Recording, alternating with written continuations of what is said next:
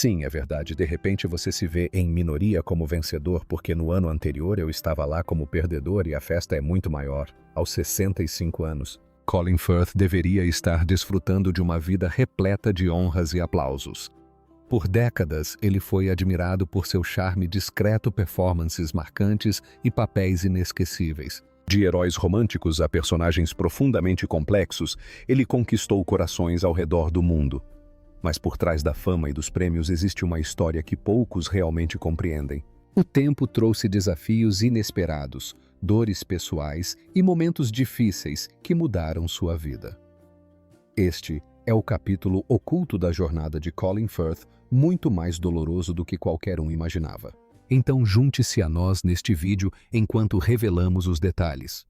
O escândalo que destruiu sua imagem. Em 2018, as manchetes italianas explodiram com notícias chocantes sobre Colin Firth e sua esposa Livia Giudioli. Ela havia apresentado queixa por perseguição contra um jornalista chamado Marco Brancaccia, um homem que conhecia desde a infância. As alegações eram sérias e perturbadoras. Livia disse que Marco a assediava há anos, enviando mensagens ameaçadoras e se recusando a deixá-la em paz. Ela descreveu sentir-se com medo, presa e sobrecarregada. Colin rapidamente divulgou uma declaração pública apoiando sua esposa. Ele chamou a situação de profundamente angustiante para sua família. A imprensa britânica apoiou essa versão dos fatos. Livia foi apresentada como vítima, Marco como um predador obcecado. Era uma história clara e dramática, e as pessoas a aceitaram sem muita contestação. Colin, sempre visto como o perfeito cavalheiro, a defendeu sem hesitar. Mas a portas fechadas a verdade era muito mais complexa. Em 2015 e 2016, Colin e Livia se separaram discretamente. Apenas um pequeno círculo de amigos próximos sabia que eles estavam dando um tempo para repensar o casamento. Durante esse período difícil, Livia reencontrou Marco em Roma. As antigas lembranças se transformaram em conversas frequentes. Essas conversas, aos poucos, se tornaram algo mais. O que começou como uma amizade se transformou em um relacionamento amoroso. Eles chegaram a ser vistos juntos na Itália, longe dos holofotes da mídia britânica. Mais tarde, em 2016, Colin e Livia decidiram se reconciliar. Ela terminou o relacionamento com Marco. Segundo pessoas próximas à situação, Marco não lidou bem com o término. As mensagens que se seguiram foram emotivas e raivosas. Refletiam a mágoa e a confusão de alguém que se sentia abandonado. Livia os ameaçou por telefone. Marco insistiu que não.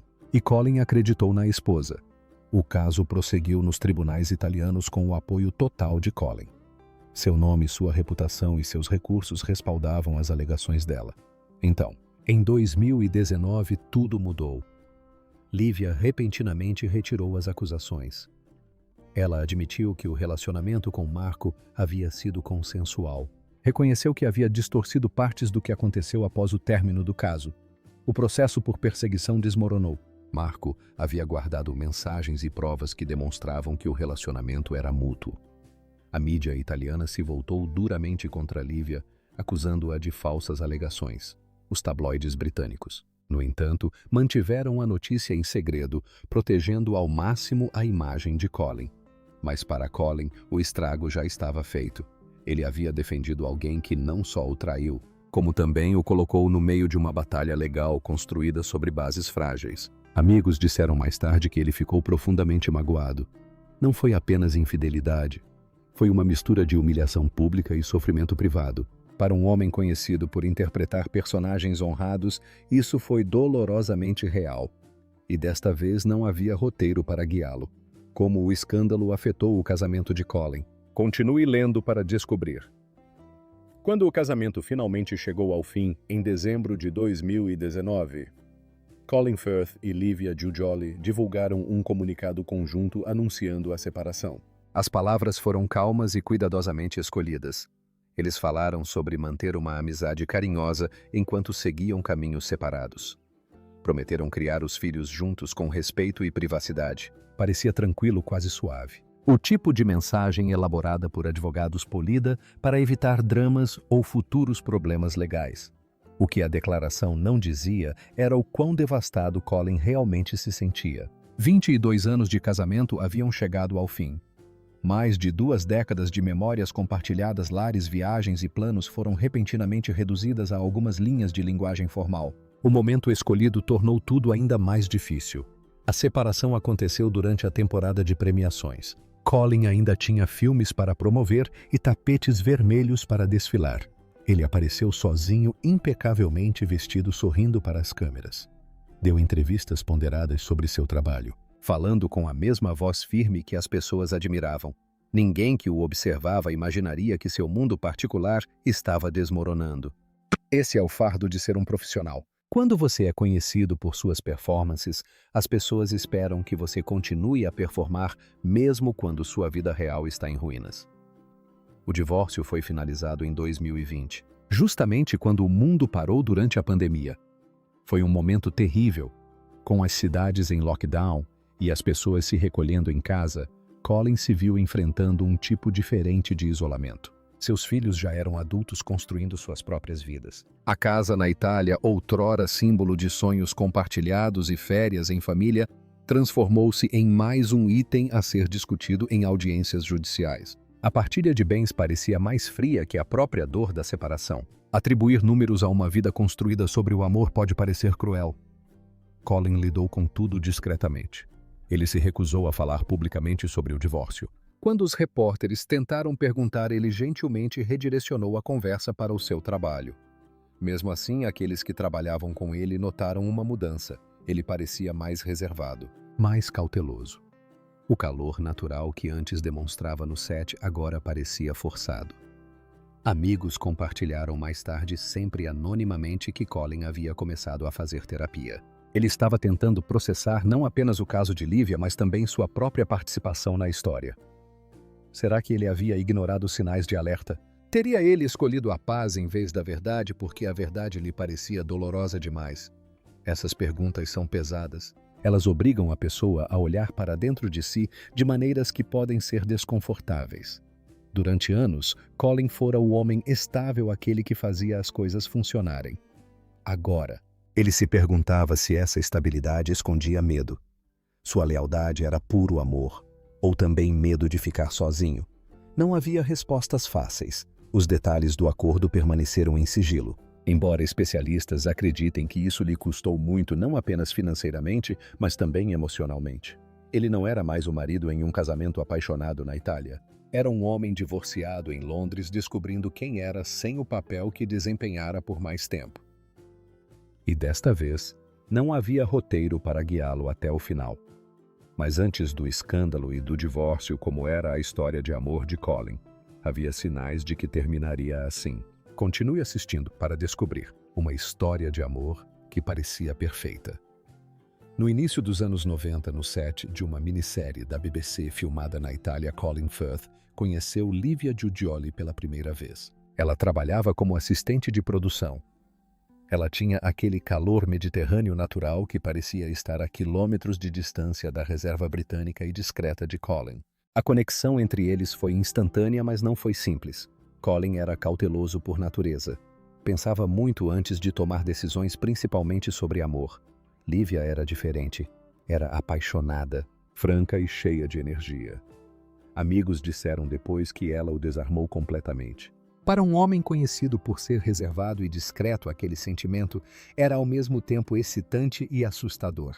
Ela não parecia impressionada com a crescente fama dele. Em vez disso, falava sobre arte, sobre o meio ambiente, sobre como ele estava prestes a mudar o mundo. Essa sinceridade o cativou. Eles se casaram em 1997 em uma cerimônia pequena e privada, exatamente como Colin queria. Juntos eles construíram uma família com 2 filhos, Luca e Matteo. Mas havia algo que muitas pessoas não sabiam. Luca nasceu antes do casamento, fruto de um relacionamento anterior de Lívia. Colin o adotou sem hesitar e o criou como se fosse seu próprio filho. Para quem via de fora, isso parecia prova de um caráter profundo e amor incondicional. E talvez fosse. Mas também criava um padrão. Colin sempre foi o que se adaptava, sempre o que garantia que tudo funcionasse. A família dividia seu tempo entre Londres e uma casa de campo na Úmbria. A casa no campo tornou-se o grande projeto de Lívia.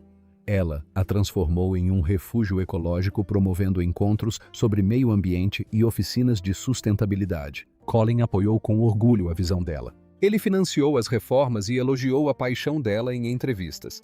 A imprensa adorou a imagem. Eles eram vistos como pessoas ponderadas e com os pés no chão, criando os filhos longe do barulho de Hollywood. Quando Colin comparecia sozinho a eventos no tapete vermelho, explicava que Lívia preferia causas significativas à vida de celebridade. As pessoas admiravam essa escolha. Mas por trás da admiração havia uma realidade mais silenciosa. Em entrevista. Após a entrevista, Colin descreveu Lívia como sua âncora, sua inspiração, sua razão para o equilíbrio. Ele falava sobre o que ela representava, sobre seus ideais e sua força. Raramente mencionava o que ela lhe proporcionava emocionalmente. Com o tempo, essa diferença se tornou importante. As pessoas próximas a eles perceberam certos padrões. Lívia tinha opiniões fortes sobre a carreira dele. Ela acreditava que alguns papéis o engrandeciam, enquanto outros não se encaixavam nos valores que compartilhavam. Colin geralmente concordava. Ele confiava no julgamento dela. Certa vez ele encontrara nela um refúgio da solidão. E esse tipo de vínculo pode fazer uma pessoa tolerar mais do que deveria. Ele se sentia necessário. Esse sentimento lhe dava um propósito, mas ser necessário não é o mesmo que ser valorizado. E quando a verdade sobre o casamento deles finalmente veio à tona, não apenas partiu seu coração, como o obrigou a questionar tudo o que ele pensava que a história de amor deles havia sido. Com o passar do tempo, Colin se envolveu em outro drama. Parece que no fim das contas sua vida não passava de uma grande decepção amorosa. Em meio a uma crise pessoal que se desenrolava silenciosamente, Colin Firth se viu enfrentando outra tempestade, desta vez profissional. Ele havia assumido um papel principal na minissérie de 5 episódios Lockerbie: A Search for Truth, centrada no atentado de Lockerbie em 1988. Mas muito antes de ir ao ar, o projeto já havia gerado um debate profundo e doloroso. O drama focava no Dr. Jim Swire, um pai que perdeu sua filha Flora no atentado ao voo 103 da Pan Am. Firth interpretou o Dr. Swire baseando-se no livro do próprio autor e em sua crença de longa data de que o ataque não havia sido realizado apenas pela Líbia. Swire questionou publicamente a condenação de Abdelbasset al-Megrahi, o líbio considerado culpado em 2001. Ele argumentou que o Irã poderia ser o responsável e que Megrahi havia sido vítima de um grave erro judiciário. Essa alegação perturbou muitas famílias das vítimas. O grupo de campanha Vítimas do Voo 103 da Pan Am, com sede nos Estados Unidos, havia manifestado sérias preocupações. Temiam que a série promovesse o que chamavam de narrativa falsa, uma narrativa que a maioria dos familiares das vítimas não apoiava. Michelle Kulala Lipkin, cujo pai Frank Kulala morreu no atentado, falou publicamente sobre o assunto. Ela havia dito que a produção amplificava uma versão dos fatos contra a qual muitas famílias lutavam há anos. Ao focar tão de perto na história de um pai, ela sentiu que o sofrimento de outras famílias havia sido ofuscado. Segundo relatos, Firth levou essas preocupações a sério. Fontes internas disseram que ele estava desconfortável com a forma como o drama contestava a condenação original. Ele acreditava que a série poderia influenciar fortemente a opinião pública, assim como o caso do Sr. Bates contra os Correios havia reformulado as visões sobre o escândalo do chefe dos Correios. Ele queria ter a certeza de que estava participando de algo responsável e não de algo irresponsável. Durante as filmagens, Firth se encontrou com o doutor, com o Swire, membros da equipe de defesa de Megrahi, e o jornalista John Ashton, cujo livro de 2012, Megrahi, You Are My Jury, questionou provas importantes no caso. Ashton argumentou que um fragmento crucial da placa de circuito que supostamente teria acionado a bomba poderia não ser autêntico. Fontes afirmaram posteriormente que, após essas reuniões, Firth se sentiu mais seguro em continuar no cargo. A série, coproduzida pela Carnival Films e baseada no livro de 2021, The Lockerbie Bombing: A Father's Search for Justice, O Atentado de Lockerbie, A Busca de um Pai por Justiça, estava programada para ser exibida na Sky TV. Também contava com Catherine McCormick e Ardalan Ismaili no elenco. Para Firth, não se tratava apenas de mais um trabalho de atuação. Era história real, luto real e controvérsia real. E mais uma vez, ele se viu cautelosamente no meio de algo muito maior do que um roteiro. Mas antes dos escândalos e controvérsias, quem era Colin Firth e onde começou sua história? Continue assistindo para descobrir a construção de um forasteiro discreto. Colin Firth nasceu. Colin Andrew Firth, em 10 de setembro de 1960, na pequena vila de Greyshot, Hampshire. Ele vinha de uma família profundamente ligada à academia. Sua mãe, Shirley Jean Rolls, trabalhava como professora de religião comparada no então King Alfred's College, hoje conhecido como Universidade de Winchester. Seu pai, David Norman Lewis Firth, era professor de história na mesma instituição e também atuava como oficial de educação para o governo nigeriano. Colin era o mais velho de 3 irmãos. Sua irmã, Kate, tornou-se atriz e preparadora vocal, enquanto seu irmão Jonathan também seguiu a carreira de ator. Fé e serviço moldaram grande parte da história da família. Seus avós maternos eram pastores congregacionais e seu avô paterno era um sacerdote anglicano. Ambos os lados da família estavam envolvidos em trabalho missionário no exterior. Aliás, os pais de Colin nasceram e passaram parte da infância na Índia, o que proporcionou à família uma forte perspectiva internacional desde o início. Devido à carreira dos pais, a infância de Colin foi tudo menos tranquila. Ele passou vários anos da infância na Nigéria, adaptando-se a diferentes culturas e ambientes. Quando tinha 11 anos, a família se mudou para St. Louis, Missouri. Mais tarde, ele descreveu esse período como difícil. Sentir-se diferente e deslocado tornou-se uma experiência familiar. Quando a família retornou à Inglaterra, ele frequentou a Montgomery of Alamein Secondary School, agora chamada King's School, em Winchester. Naquela época, era uma escola pública abrangente. Firth não se adaptou facilmente. Era visto como um estranho e tornou-se alvo de bullying para sobreviver socialmente. Adotou o sotaque local de Hampshire e até fingiu compartilhar o desinteresse dos colegas pela escola. Era um mecanismo de defesa, uma forma de se proteger. Mesmo durante aqueles anos difíceis, algo criativo estava florescendo em seu interior. Aos 10 anos, começou a frequentar oficinas de teatro. Aos 14, já havia decidido que queria ser ator profissional. Os estudos em si não o inspiravam.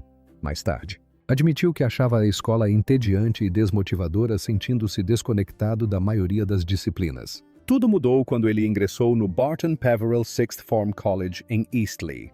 Lá, uma professora de inglês chamada Penny Edwards despertou nele um profundo amor pela literatura. Aqueles 2 anos se tornaram alguns dos mais felizes de sua vida. Após concluir o ensino médio, ele se mudou para Londres e ingressou no National Youth Theatre. Trabalhou no departamento de figurino do National Theatre, aprendendo na prática. Por fim, ele estudou formalmente no Drama Centre London, lançando as bases para a carreira que mais tarde o definiria. Quão rápido foi sua ascensão, vamos descobrir. De ator promissor a galã relutante, após se formar no Drama Centre London, Colin Firth começou a se destacar nos palcos antes de se dedicar integralmente ao cinema e à televisão. Em sua produção de último ano no Drama Centre, ele interpretou Hamlet, um papel exigente que revelou os primeiros sinais da intensidade contida pela qual ele se tornaria conhecido posteriormente. Em 1984, ele fez sua estreia no cinema como Tommy Judd na adaptação cinematográfica de Another Country, atuando ao lado de Rupert Everett. Firth interpretou o amigo marxista ponderado do personagem de Everett. O projeto marcou o início de uma longa e muito pública rixa entre os 2 atores que só seria resolvida anos depois. O sucesso inicial veio quando ele estrelou ao lado do lendário Laurence Olivier na adaptação para a televisão de Impérios Perdidos, baseada no romance de J.B. Priestley. Em 1987, Firth já fazia parte do que a mídia chamava de Britpack, ao lado de outros talentos britânicos em ascensão como Tim Roth e Kenneth Branagh. Naquele mesmo ano, ele apareceu em Um Mês no Campo, um filme intimista que refletia um tema que os críticos começaram a notar em seu trabalho: homens traumatizados pela guerra. Em 1988, ele interpretou o soldado da vida real Robert Lawrence no drama da BBC Tumbledown. A história acompanhou os graves ferimentos sofridos por Lawrence durante a Guerra das Malvinas e sua dolorosa luta para se adaptar à deficiência e à indiferença pública. O drama gerou controvérsia política, mas a atuação de Firth lhe rendeu o prêmio de melhor ator da Royal Television Society e uma indicação ao BAFTA. Ele continuou a aceitar papéis ousados. Em 1989 estrelou Valmont, dirigido por Milos Forman. Embora lançado próximo a Ligações Perigosas, não alcançou o mesmo impacto. Naquele ano, ele também apareceu no thriller psicológico Apartamento Zero, interpretando um personagem socialmente desajeitado e paranoico. Tudo mudou em 1995 com a adaptação da BBC de Orgulho e Preconceito, que, como o Sr. Darcy Firth, se tornou um nome conhecido por todos. Atuando ao lado de Jennifer L., ele trouxe profundidade e contenção ao papel, uma cena no lago. Agora famosa e não presente em Orgulho e Preconceito, o transformou inesperadamente em um ícone romântico. Embora apreciasse o sucesso, ele temia ficar estereotipado. Ele habilmente contrariou essa imagem em O Diário de Bridget Jones, interpretando Mark Darcy, uma referência moderna ao seu papel anterior. O filme foi um grande sucesso e gerou uma sequência igualmente bem-sucedida. Antes disso, ele havia atuado em O Paciente Inglês e posteriormente em Febre de Bola. O início dos anos 2000 trouxe variedade, simplesmente Amor Moça com Brinco de Pérola e até mesmo o sucesso musical Mamma Mia. Cada projeto revelou um lado diferente dele, seja interpretando um filho enlutado, um protagonista romântico ou cantando nervosamente na tela. Firth continuou construindo uma carreira definida por versatilidade e contenção e uma profundidade emocional discreta. Com o sucesso e o reconhecimento. De que forma essa fase moldou ainda mais a vida de Colin? Continue assistindo para descobrir. Triunfo, reconhecimento e o peso de grandes papéis. Em 2009, Colin Firth já havia construído uma longa e respeitada carreira.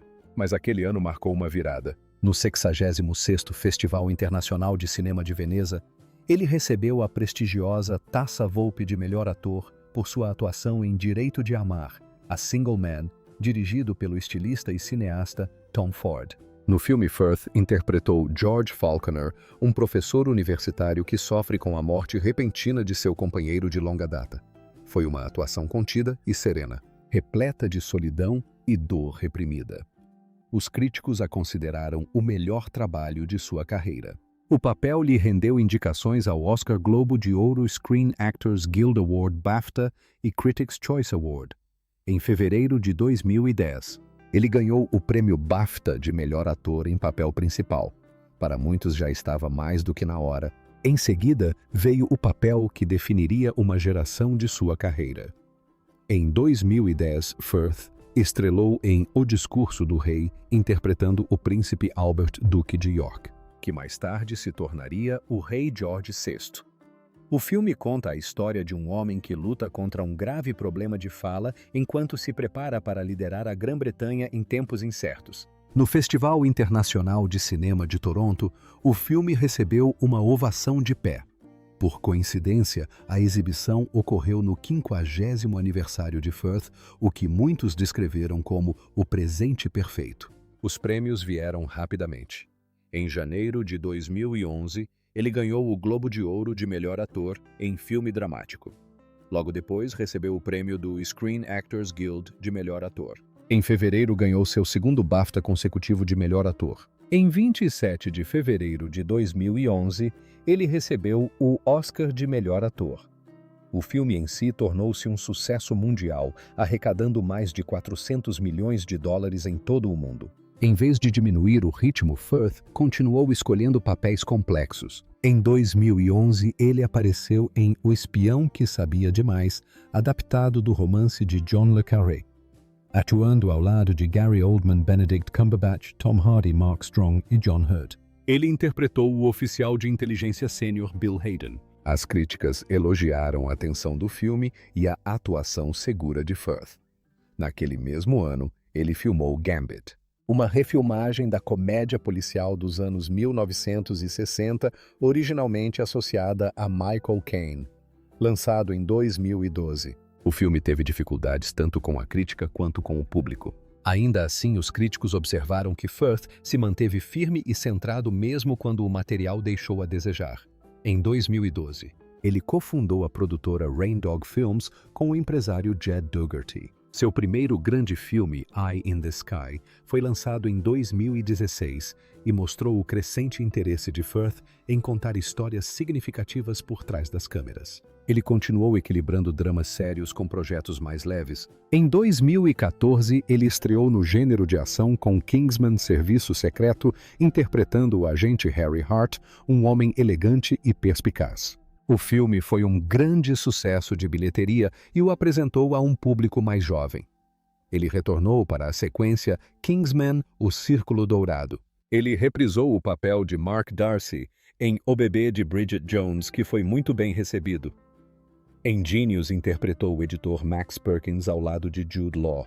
Também atuou em O Príncipe Feliz, dirigido por Rupert Everett. Em 2018, ele retornou em Mamma Mia, Lá Vamos Nós de Novo e apareceu em O Retorno de Mary Poppins. Mais tarde, assumiu papéis dramáticos em 1917. Supernova e A Escada. Em 2025, estrelou Lockerbie em Busca da Verdade, interpretando Jim Swire. Mesmo depois de décadas na indústria, Firth continuou escolhendo papéis marcados por luto-dever e resiliência silenciosa, temas que naquela época refletiam partes de sua própria vida. Além das telas, o que apaixonava Colin? Vamos descobrir. Ativismo além das telas. Colin Firth, há muito tempo, utiliza sua plataforma pública para apoiar causas nas quais acredita profundamente e particularmente os direitos das comunidades vulneráveis e marginalizadas. Ele tem sido um apoiador constante da Survival International, uma organização não governamental dedicada à defesa dos direitos dos povos indígenas em todo o mundo. Em um discurso de 2001, Firth explicou: "Meu interesse pelos povos indígenas vem de muitos anos atrás e tenho apoiado a Survival desde então." Seu comprometimento não foi meramente simbólico. Ele emprestou ativamente sua voz a campanhas e iniciativas de conscientização pública. Em 2003, durante a promoção do filme Simplesmente Amor, Love Actually Firth se manifestou em defesa do povo indígena San de Botsuana. Ele condenou a expulsão pelo governo dos povos Gana e Gui da reserva de caça do Kalahari Central. Além de Botsuana, apoiou campanhas para proteger o povo Auaguajá do Brasil, cujas terras e meios de subsistência estavam ameaçados pela exploração madeireira ilegal e pela inação governamental. Sua atuação ajudou a chamar a atenção internacional para a situação difícil dessas comunidades, destacando injustiças sistêmicas que muitos governos ignoravam. As preocupações humanitárias de Firth iam além das questões tribais. Ele apoiou o Conselho de Refugiados, fazendo campanha contra a deportação de 42 solicitantes de asilo congoleses que corriam risco de morte se retornassem à República Democrática do Congo. Sua atuação ajudou a garantir indultos de última hora para 4 dos solicitantes de asilo ameaçados, demonstrando o impacto tangível do ativismo de celebridades quando aliado à atenção constante e à clareza moral. Além dos direitos dos refugiados e dos povos indígenas, Firth participou de campanhas globais que abordavam a justiça econômica. Ele se juntou à iniciativa Make Trade Fair, liderada pela Oxfam, que destacou práticas comerciais desleais que afetam produtores em países em desenvolvimento. A campanha criticou o dumping, as altas tarifas de importação e as violações dos direitos trabalhistas, pressionando por mudanças sistêmicas que possam melhorar o padrão de vida de comunidades marginalizadas. Para reforçar seu compromisso com práticas sustentáveis, ele cofundou a Eco, uma loja ecológica no oeste de Londres que oferece produtos de comércio justo e ambientalmente responsáveis, além de fornecer consultoria especializada em vida com eficiência energética. O engajamento político de Firth também se estendeu ao ativismo digital. Em outubro de 2009, ele e sua então esposa Livia Giugioli lançaram o Brightwide, um site dedicado ao ativismo político e ambiental relacionado ao cinema, que incentivava o público a se engajar em questões sociais urgentes. Embora o site já tenha sido desativado, ele refletia a crença de Firth de que conscientização e ação poderiam ser combinadas de maneiras inovadoras e voltadas para o público, politicamente. Firth não hesitou em expressar suas posições em constante evolução. Durante as eleições gerais de 2010, ele apoiou os liberais-democratas, motivado principalmente por sua preocupação com os direitos dos refugiados e solicitantes de asilo. Mais tarde, em dezembro de 2010, ele retirou seu apoio, criticando a mudança de posição do partido em relação às taxas de matrícula universitária e declarando-se independente. Ele também defendeu a reforma do sistema eleitoral britânico, apoiando a mudança do sistema majoritário simples para um método de votação alternativo durante o referendo de 2011, que acabou sendo rejeitado. As questões ambientais também têm sido um foco constante. Em 2009, Firth aderiu ao Projeto 1010, uma campanha que incentiva as pessoas a reduzirem suas pegadas de carbono, enfatizando a responsabilidade individual de contribuir para soluções climáticas. No ano seguinte, ele apoiou a filial britânica da Roots e Shoots. Além de seu ativismo a que mais ele dedicou seu tempo, fique ligado para descobrir a voz de Firth. Além de atuar, Colin Firth sempre usou sua criatividade para apoiar causas que lhe são caras, estendendo seu trabalho para além da atuação, incluindo escrita, produção e ativismo. Seu primeiro trabalho, publicado, The Department of Nothing, apareceu na antologia de 2000 Speaking with the Angel, editada por Nick Hornby. A coletânea foi criada para beneficiar o Treehouse Trust, uma instituição de caridade que apoia crianças autistas. Firth conheceu Hornby durante as filmagens do primeiro filme Febre de Bola, e a colaboração refletiu um compromisso compartilhado com causas sociais. Em 2009, Firth contribuiu para We Are One, uma celebração dos povos tribais, uma coletânea que destaca as culturas indígenas, a diversidade e os desafios enfrentados pelas comunidades tribais em todo o mundo. O livro incluiu contribuições de pensadores ocidentais proeminentes como Noam Chomsky, Claude Lévi-Strauss e Lawrence van der Post, bem como vozes indígenas como Davi Kopenawa Yanomami e Roy Cesana. Os lucros do livro beneficiaram a Survival International, reforçando a defesa de longa data de Firth pelos direitos dos povos indígenas. Ele também passou a produzir filmes com foco em projetos de cunho social. Firth atuou como produtor executivo de In Prison My Whole Life, que contou com vozes intelectuais como Chomsky e Angela Davis. O documentário explorou o caso de Mumia Abu-Jamal e temas mais amplos de justiça e encarceramento. Estreou no Festival de Cinema de Londres de 2007 e foi selecionado para o Festival de Cinema de Sundance de 2008, o que lhe proporcionou uma plataforma internacional para suscitar debates. Firth também se dedicou a trabalhos científicos e intelectuais. Em dezembro de 2010, atuou como editor convidado do programa Today da BBC Radio 4, encomendando uma pesquisa sobre se as diferenças estruturais no cérebro humano poderiam explicar as tendências políticas. Voluntários, em sua maioria estudantes universitários, tiveram seus cérebros escaneados e o artigo acadêmico resultante listou Firth como coautor ao lado de pesquisadores do University College London. O repórter científico do programa, professor John Jost, elogiou Firth como um embaixador científico na neurociência política. O estudo sugeriu que os conservadores tendiam a apresentar maior desenvolvimento na amígdala, enquanto os liberais mostraram maior desenvolvimento no córtex cingulado anterior, refletindo uma interseção tangível entre ciência e curiosidade cívica. Em 2012, Firth emprestou sua voz à literatura por meio de audiolivros.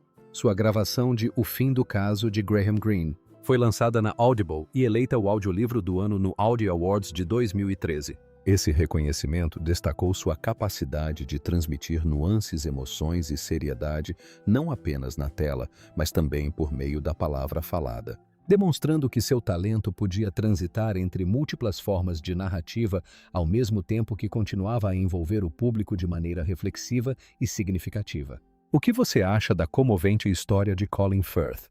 Deixe sua opinião nos comentários abaixo. Dos palcos glamurosos de Londres à tranquilidade do seu próprio lar. A vida de Colin Firth tem sido uma mistura de brilhantismo, traição e resiliência.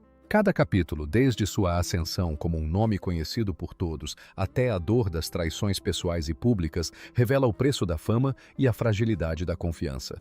Aos 65 anos. A tragédia de Colin Firth é mais do que comovente e conta uma história de talento obscurecido por uma dor íntima. Se esta análise profunda da vida dele te emocionou, curta, inscreva-se e ative as notificações. Depois, clique no próximo vídeo para descobrir mais histórias não contadas de vidas icônicas que estiveram fora dos holofotes.